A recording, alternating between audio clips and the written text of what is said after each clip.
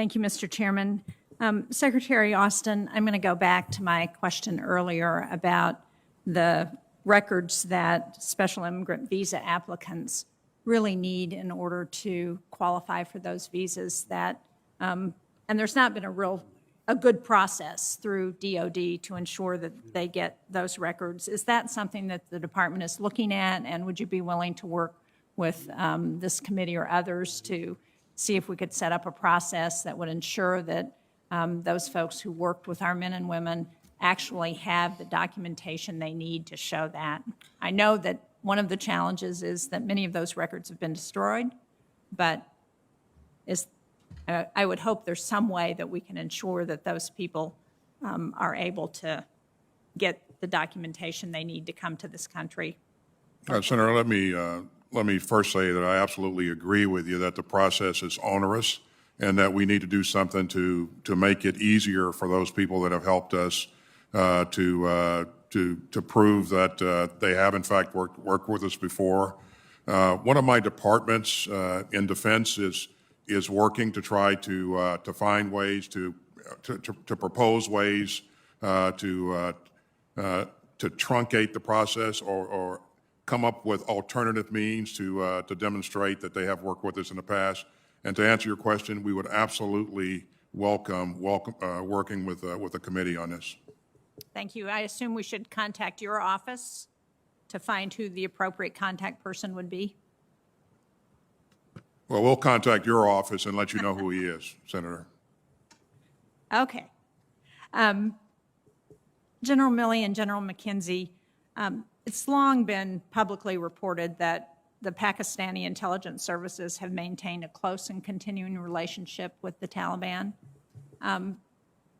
Do we expect that relationship to become more complicated now that the Taliban is in power? Are we concerned about Pakistan's nuclear weapons and the potential that terrorist groups might be able to get access to those weapons? Can you talk a little bit about how you see the relationship with Pakistan and the Taliban playing out and the challenges that presents for the United States? I'll start. Which one of you would like to answer that? Go ahead, Frank. I'll follow you. Senator, some of this we can talk in a little bit more detail in the closed session. Okay. But I would tell you that I believe Pakistan's relationship with the Taliban is going to become significantly more complicated as a result of the U.S. withdrawal from Afghanistan. And in fact, they're going to see pressure moving into Pakistan from Afghanistan in ways that they've been able to deflect before because of the pressure that we and our allies had them. So I think that's a significant problem that Pakistan is going to face. Well, I'd like to talk about their special weapons perhaps in the closed session. As has been noted by several people, in order to get to Afghanistan, you have to fly over Pakistan unless you come from the north. And that's a subject of continuing deliberation with Pakistan. And I can shed a little bit more light on that going forward. But, you know, they've actually, over the last 20 years, we've been able to use what we call the Air Boulevard to go in over western Pakistan. And that's become something that's vital to us, as well as certain landlines of communication. And we'll be working with the Pakistanis in the days and weeks ahead to look at what that relationship is going to look like in the future. But I can, again, talk a little more in the closed session. Thank you. General Milley, did you want to add to that? I've had several conversations over the years and also recently with Pakistanis, and there's no question in my mind that the relationship between Pakistan and the Taliban is going to become increasingly complex. There's a whole series of issues there that have national security interests for the United States that are best handled in a different session. Okay, thank you. Well, can you, and Secretary Austin, can you talk about what we're doing to work with our European counterparts who, based on conversations that I've had with some of the civilians from our NATO allies, there was some frustration about the communication that led to the withdrawal and the evacuation.